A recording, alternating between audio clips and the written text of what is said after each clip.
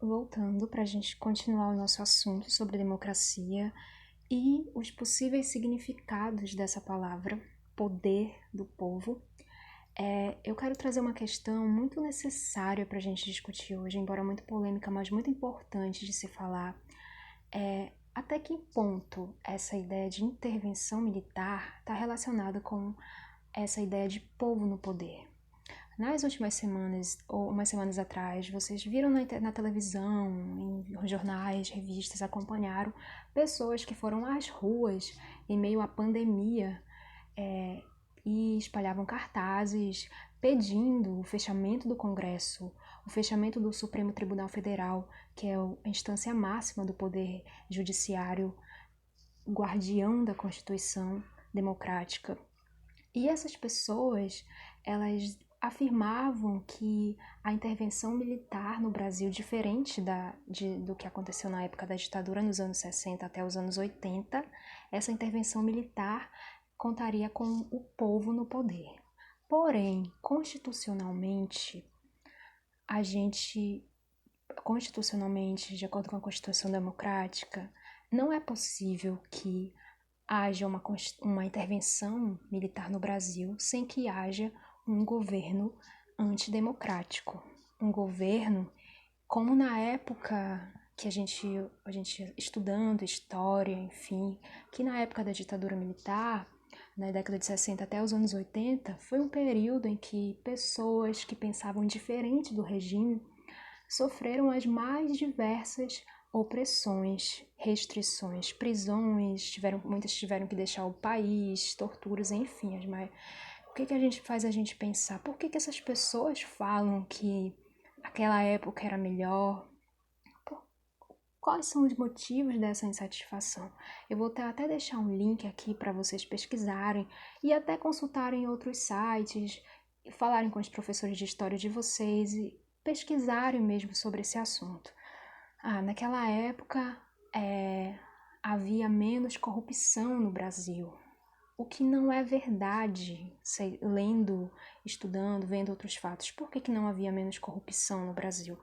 Muito pelo contrário, se naquela época a imprensa era censurada de denunciar corrupção, os órgãos de investigação não podiam investigar. Então é muito mais provável que a corrupção ela não deixava de existir, apenas ela era encoberta. Era proibido que se divulgasse, que se investigasse, enfim, o que é mais possível hoje. A gente observa que às vezes a gente tem a impressão de que há muita corrupção no Brasil porque há muita denúncia, os meios de comunicação podem fazem denúncias, as pessoas criticam, enfim. Outra questão que me chama a atenção em relação às pessoas falarem, naquela época havia muito desenvolvimento econômico, as pessoas viviam melhor. Não é bem assim. Pesquisando, vendo sites, enfim, houve de fato um crescimento econômico, mas esse crescimento econômico ele beneficiou uma pequena parcela da população. O abismo entre os pobres e ricos ainda era algo enorme, a desigualdade social ela se aprofundou.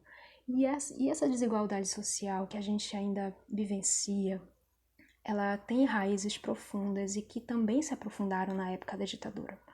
Então a gente precisa pensar sobre essas questões.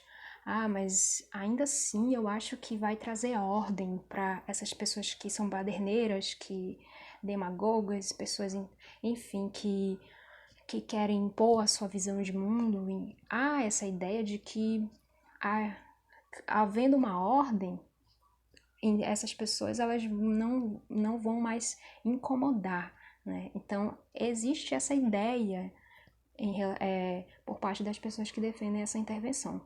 Porém, numa intervenção, num regime antidemocrático, se você, de repente, pensa de uma forma, eu sou a favor do regime.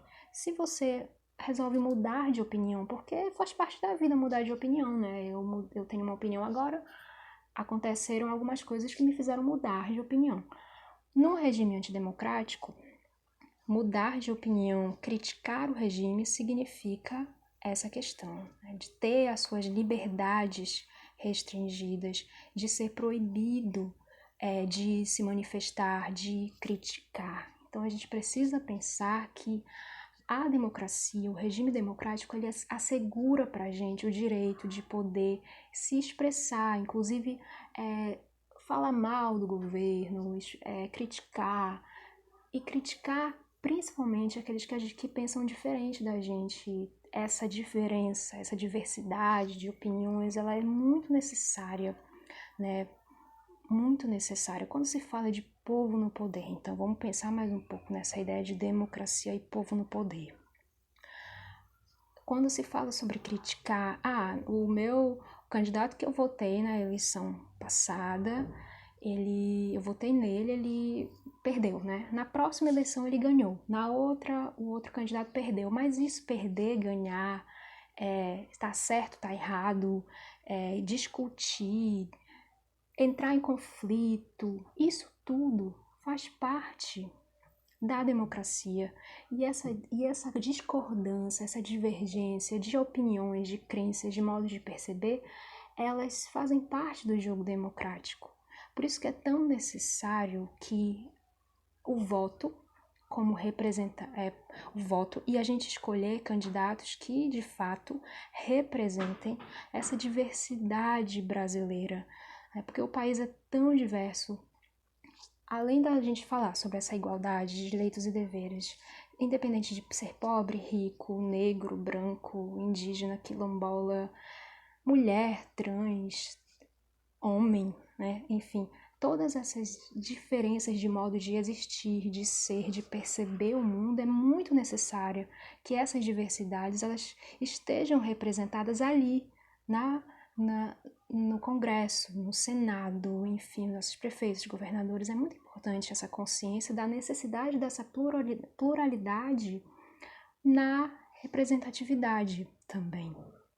Enfim, por isso que a gente precisa também perceber, todos nós, né, quanto a democracia, ela nunca foi uma conquista, nunca foi uma concessão. As classes dominantes, as classes no poder, é muito difícil você pensar que alguém com privilégios queira abrir mão dos seus privilégios para ofertar esses privilégios para o outro. É muito mais possível entender, perceber que a democracia, na verdade, sempre foi uma luta de diferentes setores, grupos sociais excluídos, marginalizados, essa luta por esses diferentes grupos pela participação no poder, pelo reconhecimento dos seus direitos.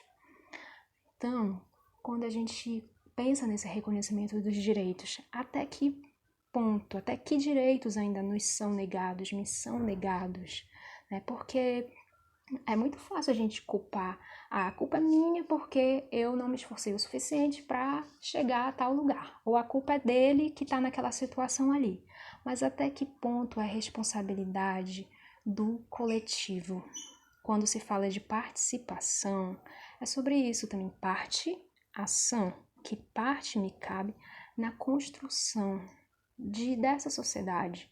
De uma sociedade que, de fato, tem a ver com o que a gente vive na realidade, essa diversidade de crenças, de opiniões, de modos de viver, de modos de perceber, de situações, de ambientes sociais em que se vive.